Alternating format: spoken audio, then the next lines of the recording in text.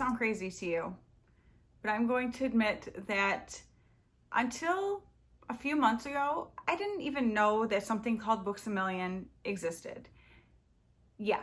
So the reason being, I live in Michigan and I have never seen a Books A Million anywhere near me. As I've traveled around anywhere, I've never noticed one. And so watching other people's videos, I heard people talk about it and I'm like, okay, which, hello, if you're new here, my name's Danielle. I'm so glad you decided to stop by my channel and hope you'll enjoy what you see here today, and that if you do, that you'll want to stick around. And if you're returning, thank you so much for coming back. And if you have not yet subscribed, would you please consider doing that? That helps me out so much. It's helping my channel get noticed, and I'm making more friends here and getting more book recommendations, and I'm having so much fun with it. So definitely make sure that you say hello to me down in the comments. But yeah, so maybe you want to be friends with me now that you know that I didn't even know Books A Million existed. Like, what's the matter with me? But seriously, I have never even heard of it. And so I looked it up, and I think there's only a couple in Michigan, and there happened to be one in Traverse City, Michigan. And my husband and I were traveling there for a work trip that he has every year, and I was like, I have to go to this place, right? So I did. And you guys, so my husband wasn't feeling great that day. And so he's like, just go ahead and go in and take as much time as you want. I'm just going to hang out here in the car. I'm like, okay. And so he does that sometimes because he doesn't love bookstores, but he always loves taking me to them. So he's sweet like that.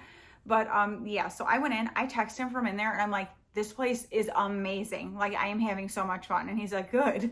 And so I could not believe this place. Like, it was huge for one.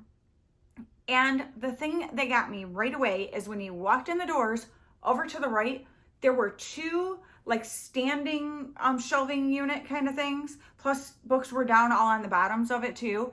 And then there were tables all right there of like bargain books. Hello, I have not seen bargain book areas like that for years, because the only like big bookstore fairly close to me, which is almost half an hour away from me, is Barnes & Noble. And they have not had bargain books for years, because I used to always shop those. And so I very rarely even go into Barnes & Noble anymore. When I do, it's usually because I'm meeting up with friends or something and going to like the cafe. And I love to walk around and browse, and just the smell when you walk in a bookstore, like, is there anything better? But I very rarely buy anything there because everything is so expensive and I'm not spending that. And like, buy one, get one half off, that means 25% off. A 25% off is not really a sale to me. And so I just very rarely shop there. So when I walked into Books A Million, I'm like, this is what, you know, Barnes & Noble used to be. Well, not quite, because Barnes & Noble did not have that much of a clearance or whatever, like bargain section. No, but a pretty good one. But this was like next level. I was so excited. So I'm going to go ahead and take you in there and show you around a bit. And then we will come back and I will show you what I got.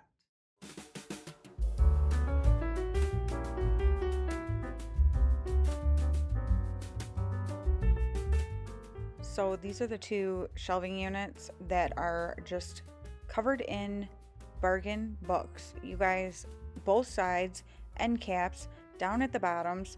They had every genre, like, I mean, or I shouldn't say every genre, I don't know for sure, but they had a lot. So I'm going to go ahead and just kind of show you along these shelves to give you an idea of what they have there, because, oh my gosh, so much.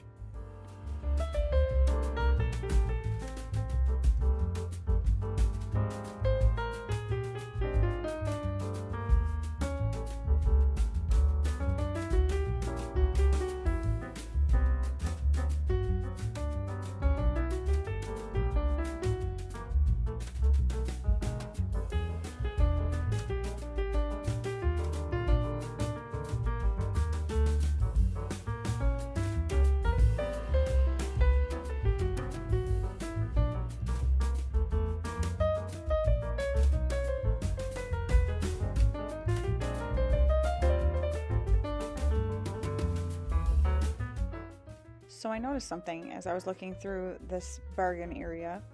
Little spoiler alert, but there's going to be a book thrifting video coming up soon.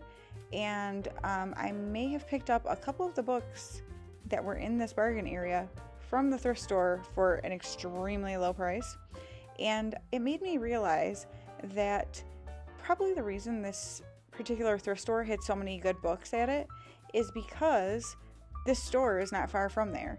And so people come and buy these bargain books, and if they decide that they don't want to keep them, then they just donate them. And so that was a total win for me. And yeah, so you'll see those in an upcoming video. So make sure that you subscribe and hit your notification bell to all so that you don't miss when that video comes out.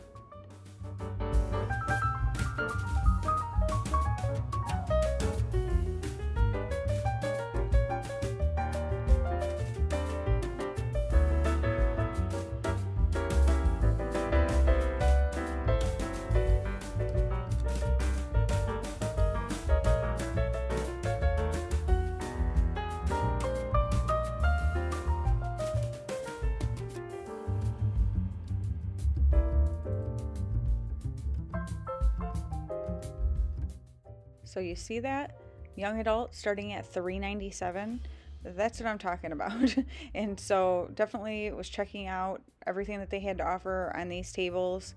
And you guys, I could have gone totally crazy, but I knew we were going to a bunch of different bookstores and different things while we were on this trip. So I didn't want to buy a bunch of stuff there. But really, if I had, and maybe next year I will kind of budget for this and give myself a certain amount to be able to spend here, because then fiction starting at $5.97, which again, you kind of could see that over in the other section too. There were similar prices. But I would love to be able to probably do that, just to kind of give myself a budget for this particular store so that when we go back next year, I know I've got this much to spend here, because there were so many books that I've looked at and been wanting to read that I saw. I mean, of course I couldn't buy all of them, but I could have bought more than I did. So that'll maybe be the plan for next year.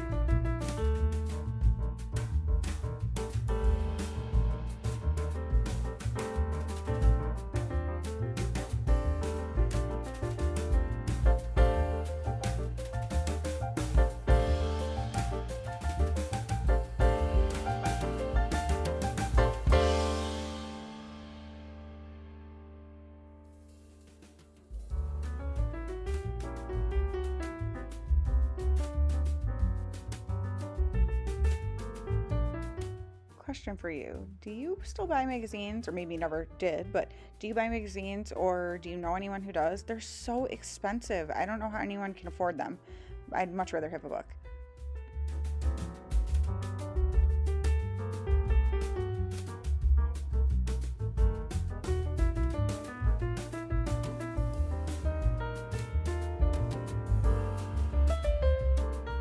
So I found a copy of this book for $6 in a used bookstore, but it is not the pretty one like this with the sprayed edges. If I really end up loving it, like I'm hearing so many people do, I might have to spring for the sprayed edge one. Is that crazy? I don't know. You'll have to tell me. I still probably won't listen even if you tell me it is.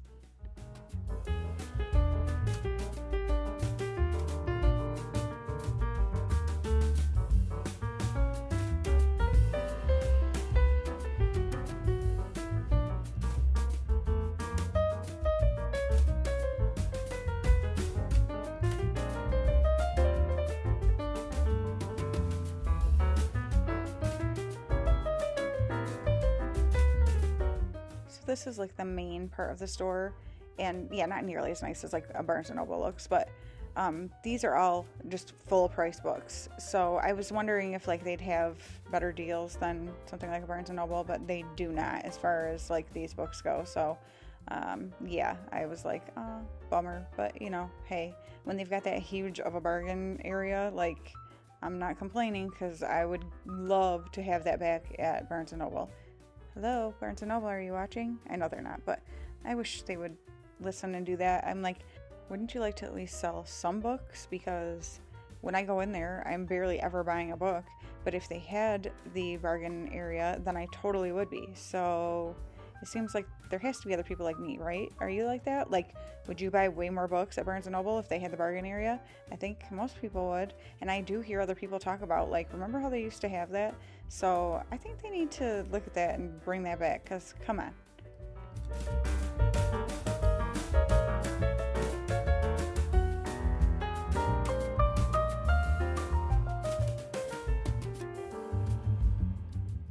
They have so many books for $6 or under.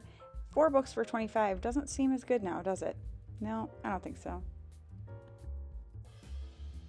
If you're looking for some unique, goofy little gifts, like, they totally had really fun stuff like that.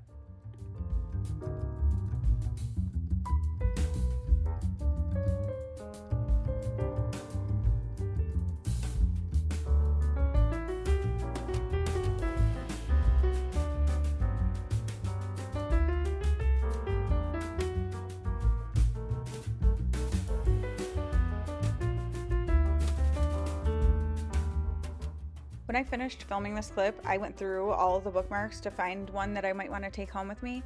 Would you believe on this whole thing there wasn't a single one that I decided to take home? I am thinking that shows incredible restraint on my part.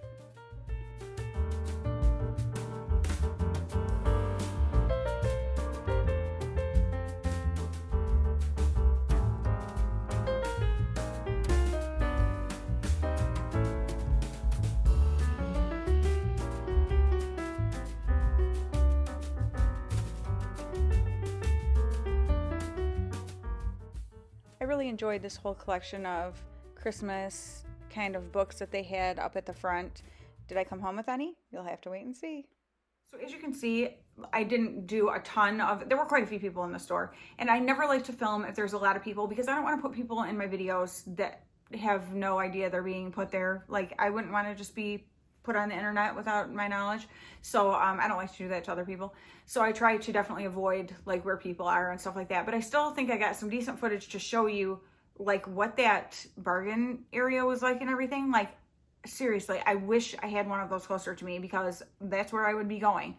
I still like Second and Charles better. I don't know, they're pretty close. They're pretty close. Well, no, I do like Second and Charles better because they have more books that are, you know, good prices, even though some of them are used, but you can get used ones that look brand new. So, but yeah, like, whew, I was having a good old time. When I first went over by that bargain section, I kind of just walked through it quickly, just scanning around like what was there kind of thing. And there were these 2 little carts up against like the wall, outside wall of the store, that had just some random books on it. I don't know what the reason was or anything like that, but I happened to find this one book over there, and let me tell you, I'm a sucker for a Christmas book. So this one is called All Is Bright. It says, "A Little Christmas Magic Goes a Long Way," and it is by Rayanne Thane. You'll see I paid $5 for it, and I'll tell you what it's about. When architect Sage McKnight is asked to renovate a house for former baseball player Mason Tucker, it's the job of her career. Mason, a famous recluse after a life-changing accident, needs his house adapted, and Sage is determined to create the perfect home. Not only that, but a production company wants to film her work, a dream come true. However, Mason is stubborn, ignoring Sage's expertise and insisting on being involved in every detail of the renovation. In the final straw, he refuses to allow any filming in his home. Sage's optimism is the complete opposite of Mason, and soon neither can agree on anything. It will take a Christmas miracle for these 2 opposites to find peace, but that may be just what they get. I think that sounds so cute, and I did look this up on Goodreads to see what the reviews were like, because I didn't want to pick up something that's like got terrible reviews, and the reviews were pretty good. So I am so excited. You will definitely be seeing this on my December TBR, and so yeah, I love a good Christmas book. And they actually had up by the registers like a whole section of Christmas books, so I did look through those. I almost grabbed a couple, but they'd be like part of a series, and they're like not the first book in the series. And so I was like, well, I'm not doing that. And then some were just a little more than I wanted to pay. But I also knew I had already been picking up quite a few Christmas books. So I'm like, I need to chill out because I only have so much time. And December is a really busy month, and I don't know who I think I am trying to read all these books in December, because it's probably not going to happen. But I'm going to try. And so this is definitely going to be on that list. Now, the second book I picked up was also in that bargain section. And I was laughing to myself later because I was like, oh, this is the book that somebody saw that I passed up in a little free library one time and was like, you should have grabbed that book. It's so good, blah, blah, blah. So I grabbed it all excited. Well, then I started thinking to myself, is this the same book? I know it's the same author, but I don't know if it's the same book. I'll have to look back. I have a feeling it's not for some reason, but hopefully this book is good. It is The Good Part by Sophie Cousins. And I have not read anything by her, but like I said, somebody did recommend one of her books, whether it was this one or a different one, I'm not sure now. But it says, is living the life you've wished for really a dream come true? Lucy Young is 26 and tired of fetching coffees for senior TV producers, sick of going on disastrous dates, and done with living in a damp flat with roommates who never buy toilet paper. That's pretty funny. After another disappointing date, Lucy stumbles upon a wishing machine. Pushing a coin into the slot, Lucy closes her eyes and wishes with all her might, please let me skip to the good part of my life. Ooh, okay. When she wakes the next morning to a handsome man, a ring on her finger, a high-powered job, and 2 storybook perfect children, Lucy can't believe this is real, especially when she looks in the mirror and staring back is her own 40-something face. Has she really skipped ahead like she's always wanted, or has she simply forgotten a huge chunk of her life? As Lucy begins to embrace new relationships and the perks of maturity, she'll have to ask herself, can she go back to her previous life? And if so, can she stand to leave the good part behind? Yeah, that's a very interesting concept. Like, you think you want to skip through to the good part. Well, let's be real. Your whole life is good and bad parts back and forth, right? Like, that's just how life is. And, so what would that even be? And that would be different for everybody, I guess, what they would consider the good part. But also, what did you miss then that you have no memories of? Because you would have missed good parts to get to that part too. So you would have missed bad parts that you would have learned from that now you wouldn't have that knowledge and maturity from. Yeah, I'm intrigued by this book. So I don't know if this was the one that that person has said, but this one does sound really good, so hopefully it is. I think I looked this up too, though, and that the reviews were good. So here's hoping. It sounds like a great concept, so I hope it will be. And did I say I paid $5.97 for this book? So I looked through like their bookmarks and stuff, because I do like to pick up like a cute bookmark when I go on different bookstores and things like that. And I just wasn't really seeing anything that was exciting to me. And so I kind of abandoned that idea. But they did have so many cool things, just different like bookish things that you could put on shelves, you know, things you can wear, bags, all that kind of good stuff.